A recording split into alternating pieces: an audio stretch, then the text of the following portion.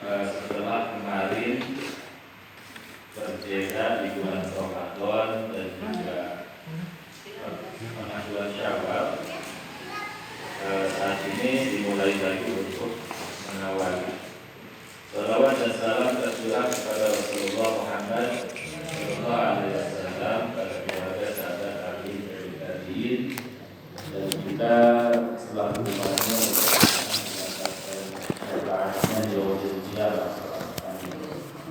Bapak Ibu, Bapak, hadirin rahimakumullah. Kalau hari ini mungkin mengawali gitu ya, bukan sesuatu yang luar biasa, karena mengawali dan tadi ada pemberitahuan sebelum maghrib, jadi begitu banyak persiapan. Para hadirin rahimahullah, barangkali pada malam hari ini kita coba sedikit mengingat kembali kaitannya dengan sedekah dalam sedekah gitu ya. Termasuk akan kita kupas sedekah yang paling baik itu yang seperti apa. Kemudian sedekah itu apakah baiknya sembunyi-sembunyi, apakah terang-terangan. Seandainya kalau terang-terangan itu di kondisi seperti apa, ini akan kita bahas. Karena kalanya suka banyak pertanyaan. Misalkan ketika kita bersedekah harus yang didahulukan siapa dulu, misalkan apakah keluarga atau tetangga ataukah orang yang betul-betul membutuhkan. Ini nanti akan kita sedikit kupas. Para hadirin Bapak Ibu rahimakumullah, yang pertama kita bicara terkait dengan keutamaan sedekah. Allah Subhanahu wa taala berfirman di Quran surah Al-Baqarah 272. Allah berfirman, "Wa ma tunfiqu min khairin fa li anfusikum." Apapun harta yang kamu infakkan, maka kebaikannya untuk dirimu sendiri. Nah, jadi yang pertama Allah menyampaikan di dalam surat Al-Baqarah, seandainya kita berinfak, seandainya kita bersedekah, sebetulnya ini paling utama itu untuk diri kita. Jadi bukan berarti ketika kita mensedekahkan harta itu semata-mata untuk memakmurkan orang lain. Yang paling utama itu adalah untuk diri sendiri, karena tadi waktu memiliki min khairin fa li anfusikum. Jadi apapun harta yang kamu infakkan, kamu sedekahkan, kebaikannya adalah kembali kepada diri kita. Makanya kita mendapati, kira-kira ada nggak orang yang miskin karena sedekah? Ada yang orang yang miskin karena sedekah? Nggak ada. Itu pun sebaliknya, tidak ada orang yang kaya karena judi, kan gitu. Jadi walaupun sekarang judi itu gampang, lewat handphone dan lain sebagainya, tapi justru malah yang didapatkan banyak ceritanya orang yang bangkrut, yang rugi karena judi, karena saking mudahnya judi. Bukannya orang itu malah tambah kaya, malah tambah sengsara, malah tambah miskin. Gitu. Begitupun itu sudah sunatullah. Tidak ada orang yang bangkrut atau rugi karena sedekah, tidak ada orang yang kaya karena judi. Ini rumus seperti itu. Terus gimana kok ada orang yang benar katanya hartanya banyak karena dapat lotre dan lain sebagainya? Kalaupun ada satu dua itu istidraj, itu penundaan hukuman dari Allah Subhanahu wa taala. Itu yang pertama, Al-Baqarah 272. Berikutnya para hadirin, sedekah itu akan menjadi naungan pada hari kiamat. Uqbah bin Amir radhiyallahu anhu berkata, aku mendengar Rasulullah sallallahu alaihi wasallam bersabda, kullu mri'in fi dhillin shadaqa bihi hatta yusala bainan nas. Setiap orang akan berada di bawah naungan sedekahnya hingga perkara di antara manusia diputuskan. Hadis riwayat Ahmad. Jadi sedekah itu nanti ketika kita di padang mahsyar, para hadirin, di tengah terik matahari yang didekatkan oleh Allah manusia triliunan atau wallahu alam berapa jumlahnya sangat banyak, kita tidak memakai pakaian dan lain sebagainya, ada orang-orang yang ada bernaung di bawah naungan sedekah seperti itu. Kemudian yang kedua, ini ada hadis dari Ali bin Hatim radhiyallahu anhu meriwayatkan bahwa Rasulullah SAW bersabda, "Ittaqun nara walau bisyiqqi tamrah." Jagalah diri kalian dari neraka sekalipun dengan bersedekah separuh buah kurma.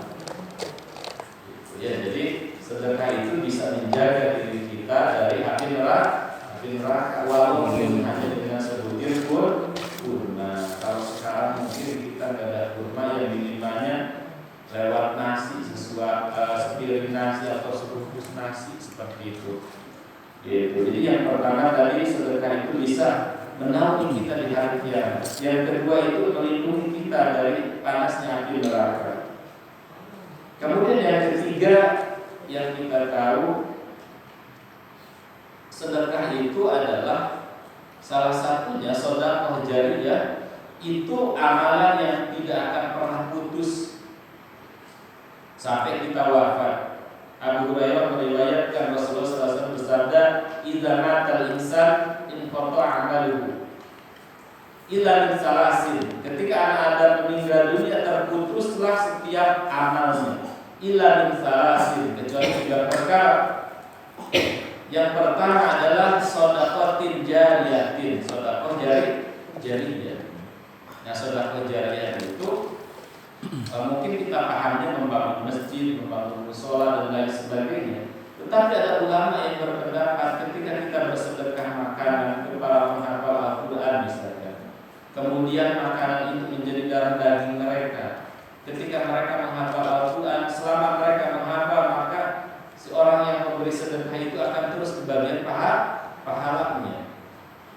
Gitu. Jadi ulama menyebutkan tidak hanya sebatas bangunan fisik saja, tapi makanan ketika dimakan oleh orang-orang saleh, ketika itu menjadi darah dagingnya, itu pun ketika orang saleh itu beribadah, kemudian akan terus mengalirlah ke orang yang bersedekah, gitu ya. Nah, ini kaitannya dengan sedekah. Kemudian yang berikutnya, sedekah yang paling baik yang seperti apa sih, gitu kan? Nah, ini ada hadis dari Abu Hurairah. Sedekah yang paling baik itu yang pertama, para hadirin rahimahullah, khairu shadaqati ma kana an dhahri ghinan wabda biman ta'ul. Sedekah yang paling baik adalah dari orang yang berkecukupan, maka mulailah untuk orang-orang yang menjadi tanggunganmu. Hadis riwayat Bukhari. Itu. Jadi sedekah itu para hadirin, kalau bisa itu dimulai dari orang yang di bawah tanggungan kita dulu. Itu ini sok ada di tengah masyarakat seperti ini. Misalkan ada orang tua punya anak sudah berumah tangga, kok tiba-tiba anaknya itu cerai, anaknya itu perempuan bercerai. Nah, itu yang wajib menafkahi si perempuan tersebut adalah bapaknya. Kalau bapaknya sudah meninggal, berarti saudara laki-lakinya. Jadi jangan sampai dia itu saudara laki-laki punya adik janda, kok dia malah banyak sedekah itu ke orang lain. Adik sendiri justru yang janda, bahkan wajib menjadi tanggungan nafkahnya, jangan dinafkahi. Nah, ini jadi kalau para janda itu sebetulnya itu nggak perlu pada khawatir sampai harus keluar negeri dan lain sebagainya. Kalau betul-betul paham hukum agama, harusnya walinya yang menafkahi karena sudah tidak bersuami pada dulu. Kalau dia punya bapaknya masih ada, berarti bapaknya punya kewajiban menafkahi dia. Kalau bapaknya sudah meninggal, kakak laki-laki. Kalau kakak laki-lakinya sudah meninggal, berarti adik laki-lakinya. Jadi bagi kita yang punya kakak atau adik janda, laki-laki terutama, ini masih punya kewajiban untuk menafkahinya. Atau misalkan yang belum menikah misalkan, gitu ya. Dan ini jarang dipahami, gitu ya. Tetapi berbeda kalau hadirin perempuan, ibu-ibu punya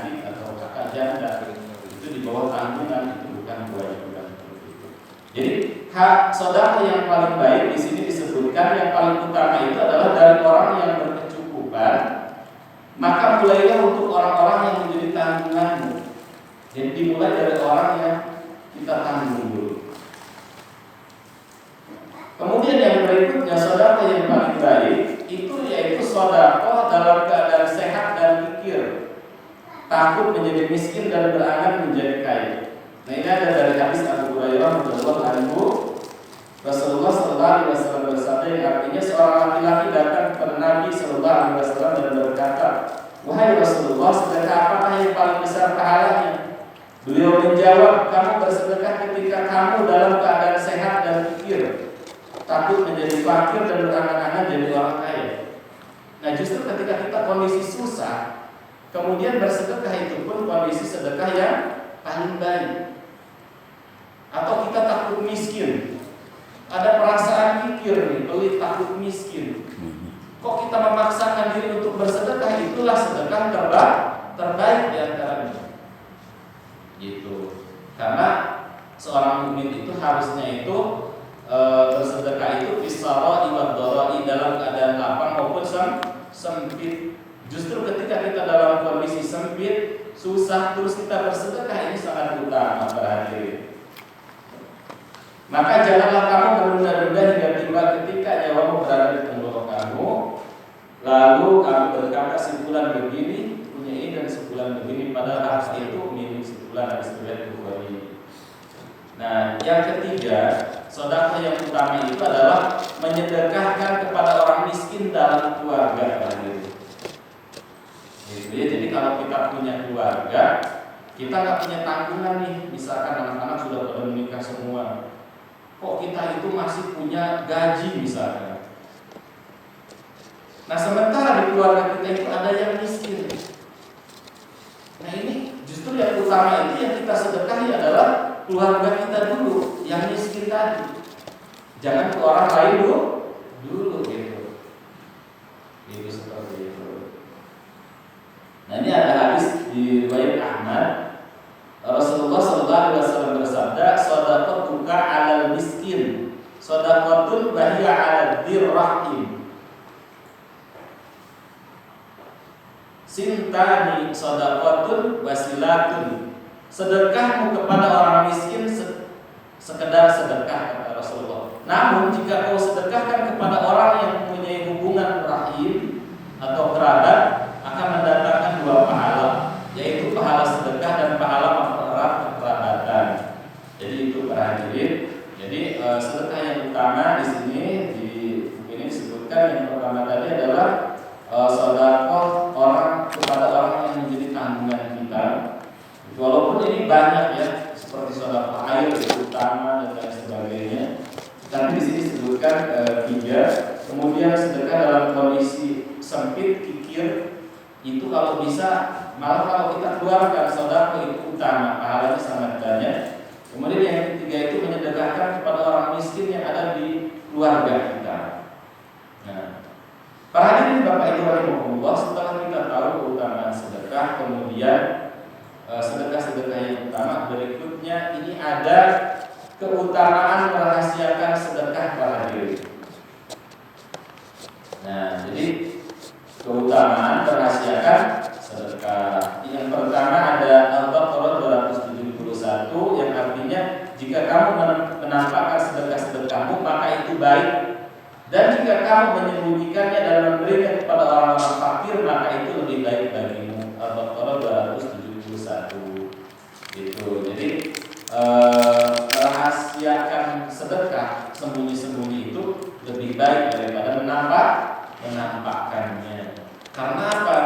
Karena kalau merahasiakan itu lebih selamat dari dia. Gitu.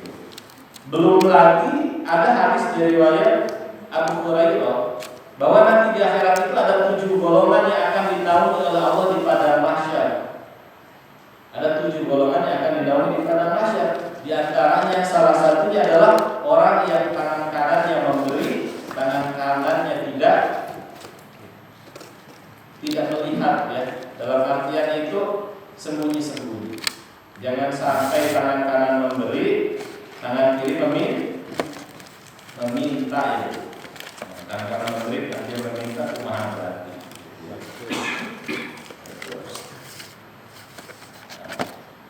Atau misalkan ada istilah tangan di atas lebih baik dari tangan di bawah. Terus bapak ibu tuh minta-minta tapi tangannya di atas, boleh gak?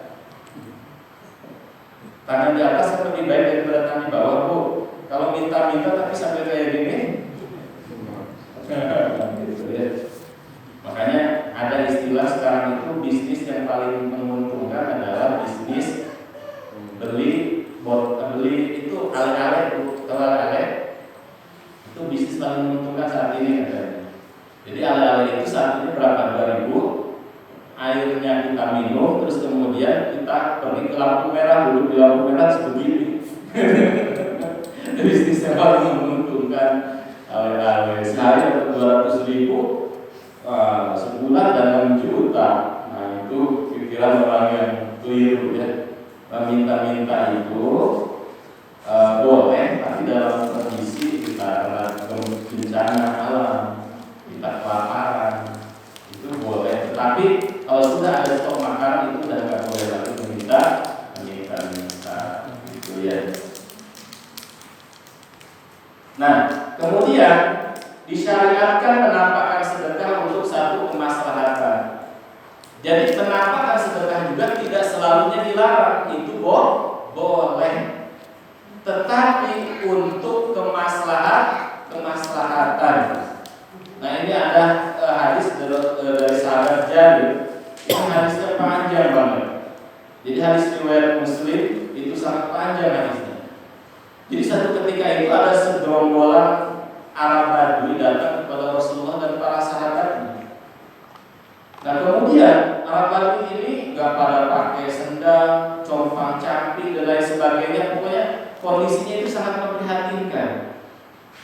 Terus kemudian Rasulullah dan para sahabat itu sholat. Setelah sholat Rasulullah itu membacakan ayat Quran surat An-Nisa. Yang pertama itu ya ayyuhan nas taqu rabbakum alladzi khalaqakum min nafsin wahidatin ila akhirih sampai selesai. Terus setelah itu Rasul membacakan ayat ya ayyuhalladzina amanu la tanzuru nafsum ma qaddamat lighad wattaqullaha innallaha khabirum bima ta'malun. Wahai orang-orang yang beriman, hendaklah setiap diri memperhatikan apa yang telah diperbuat untuk hari esok kelak. Nah, ketika Rasulullah berkhutbah ini, hadirin, ternyata ada sahabat Rasulullah itu yang membawa makanan. Setelah satu orang membawa makanan, yang lain itu ikut-ikutan. Ada yang mau pakaian, ada yang membawa kurma dan lain sebagainya. Sehingga waktu itu Rasulullah itu sangat gembira. Bahkan di hadis ini itu sampai wajah Rasulullah itu berubah bersinar bagaikan emas karena saking senangnya ada Rasulullah berubah. Kemudian ada sahabat yang bersedekah mencontohkan ke yang lain. Itu jadi sedekah secara terang-terangan itu boleh. Di antaranya untuk kemaslahatan memberi contoh yang lain supaya harapannya yang lain itu mengikuti para hadirin. Gitu ya. Jadi supaya yang lain pun mengikuti atas sedekah yang kita lakukan. Gitu.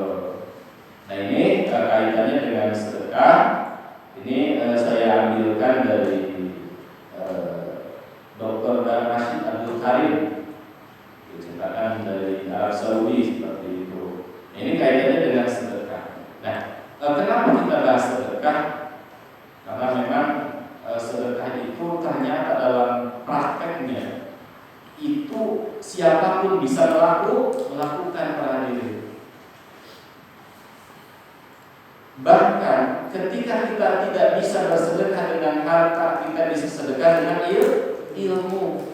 Ketika kita tidak bisa bersedekah dengan ilmu, bisa bersedekah dengan senyuman. Gitu. Jadi tabassum fi wajhi akhika shadaqah. Senyum di hadapan saudara adalah sedekah. Apalagi saat ini kondisi barangkali kita itu banyak di antara kaum muslimin yang lagi dalam kondisi misalkan ekonomi serba sulit dan lain sebagainya. Gitu ya. Bisa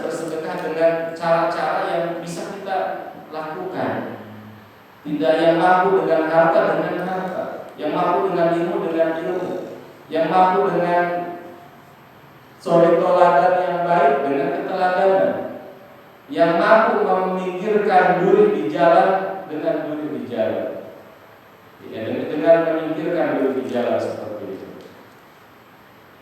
Nah, sebelum dilanjutkan, maka barangkali ada yang didiskusikan terkait dengan sedekah ini. Saya tadi keutamaan bersedekah, bersedekah terhadap orang yang di bawah tanggungan kita, kemudian bersedekah dalam kondisi sempit, kemudian bersedekah kepada keluarga yang miskin di antara kita. Itu kemudian tadi bolehnya menampakkan sedekah secara terang-terangan kalau memang ada kemaslahatan. Tapi kalau tidak ada kemaslahatan, lebih baik disembunyikan.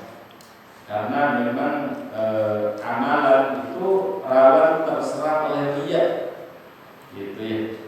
Rawan terserang oleh riya. Sehingga kita khawatir kita saat ini banyak beramal, tapi nanti di hadapan Allah justru amal itu rusak oleh riya yang kita lakukan.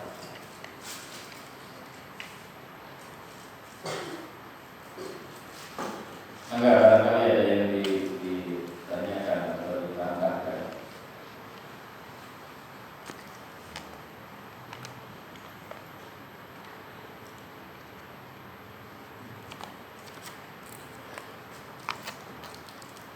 Terakhir, Bapak Ibu rahimahullah, berikutnya itu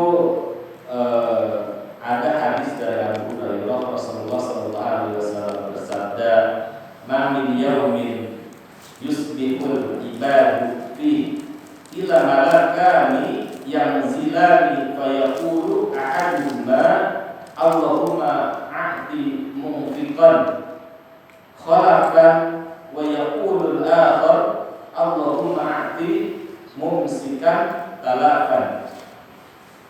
Ada hadis dari Abu Hurairah, Rasulullah SAW bersabda, tidak ada suatu hari pun ketika seorang hamba melewati paginya kecuali akan turun dua malaikat kepadanya, lalu salah satunya berkata, "Ya Allah, berikanlah pengganti bagi siapa yang menginfakkan hartanya."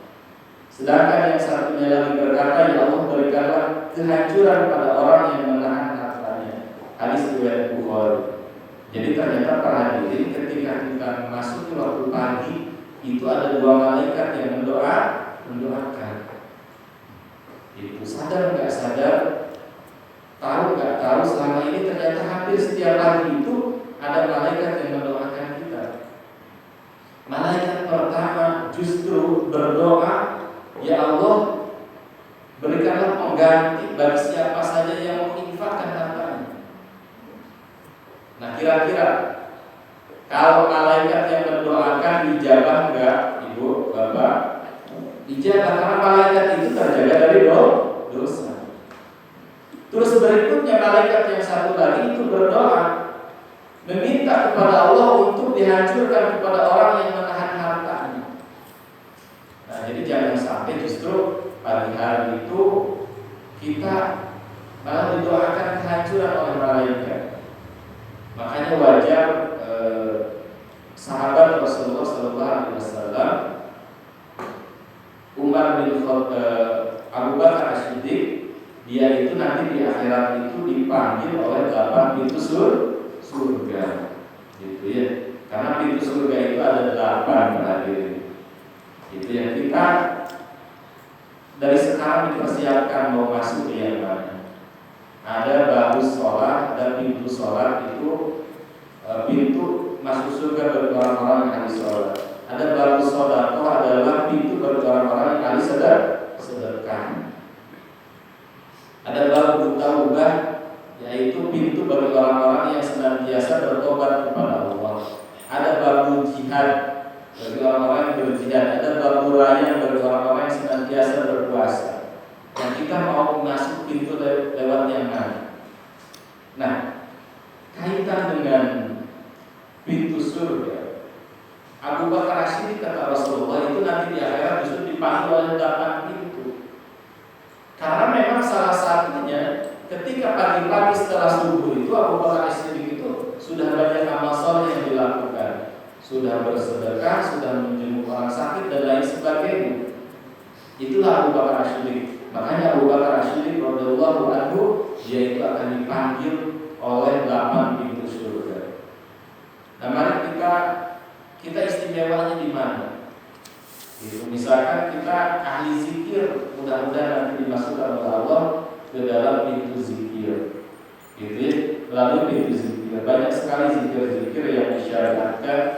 Di antaranya zikir-zikir yang masyhur itu yang disyariatkan oleh Rasulullah itu banyak sekali. Ada zikir pagi petang, misalkan subhanalladzi ya hayyu ya qayyum bi rahmatika astaghis aslu bi sya'ni wa taqdir la nafsu tarfat aini misalkan. Ada lagi zikir Allahumma anta rabbi la ilaha illa anta ila akhirih dan lain sebagainya. Ketika kita tidak mampu bersedekah secara harta, mudah-mudahan kita mampu menjadi ahli zikir yang bisa masuk surga lewat pintu zikir, gitu. Dan lain sebagainya. Masih lama ya? Masih setengah jam lagi. Memang saya sendiri tadi sebelum maghrib masih itu WA, jadi nyaris tanpa persiapan, itu pun baru pulang ke rumah. Jadi ada airport yang masih tinggi ya, airport ya, baru yang ke rumah, terus ada minta ngisi di sini, jadi nyaris tanpa persiapan. Akhirnya saya baca saja dari sini. Maka ada yang didiskusikan Ibu. Ini beda antara sedekah dan zakat ya. Zakat itu hukumnya wajib.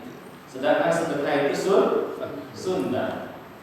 Nah, tadi ada yang mention ke saya terkait zakat perdagangan. Nah, ini sharing ya. Ada yang mention zakat perdagangan. Hati-hati Ibu. Kalau harta yang sudah wajib zakat kemudian tidak dikeluarkan, itu jatuhnya dosa. Karena ada hak laporan asnaf itu di diri kita. Gitu. Jadi zakat perdagangan contoh gini, zakat perdagangan itu misalkan kita itu berdagang. Nah, misalnya masukir nih zakat perdagangan. Masukir itu misalkan modal awal itu misalkan 50 juta. Modal awal 50 juta. Nah, kemudian itu nisabnya itu 85 gram emas. Berapa? 85 gram emas. 1 gram berapa sekarang? 1 juta, berarti 85 juta. Jadi kalau masukir misalkan modal gitu ya, barang yang tidak dijual dan keuntungan kok nyampe 85 juta, terus haul selama setahun. Haul itu berarti waktunya itu 12 bulan. Uang itu 285 juta itu sudah wajib dizakati 2,5%. Tetapi itu setelah dipotong hutang. Jadi dipotong hutang dulu, potong hutang gitu. Kalau masih haul, masih nisab, baru itu terkena zakat. Tapi kalau setelah dipotong hutang, dipotong barang-barang titipan orang lain, itu kok enggak nyampe 85 juta, berarti tidak terkena wajib zakat. Gitu. Nah, ini bedanya zakat dengan pajak hadirin. Kalau pajak, miskin atau kaya tetap kena pajak. Kita pergi ke ke minimarket saja beli, ada pajaknya berapa persen sekarang? 11 ya. PPN itu 11%. Makanya Islam itu luar biasa. Kalau kita enggak punya uang, enggak wajib zakat, kita itu enggak terkena tuh. Tapi kalau pajak, miskin atau kaya tetap kena pajak. Saya tidak berlebihan, ada ulama yang sampai mengharamkan pajak. Ya, jadi pajak itu berbeda, pajak zakat berbeda dengan sedekah, gitu ya. Terus kemudian kalau zakat itu banyak, ada zakat mal, ada zakat pertanian, ada zakat apa tuh lagi? Kalau binatang ternak itu ada. Jadi terkait dengan zakat. Monggo, itu aja sharing aja karena biar lebih ini, maka silakan ada yang curhat mungkin. Curhat sama Dede.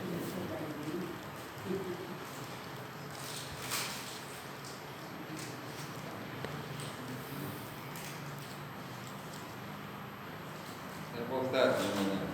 Ya? Ya, tanya. Ya, Bapak. Curhat apa nanya? Jangan yang susah-susah. Susah-susah. Tanya apa? Curhat ya? Curhat ya. Curhat ya.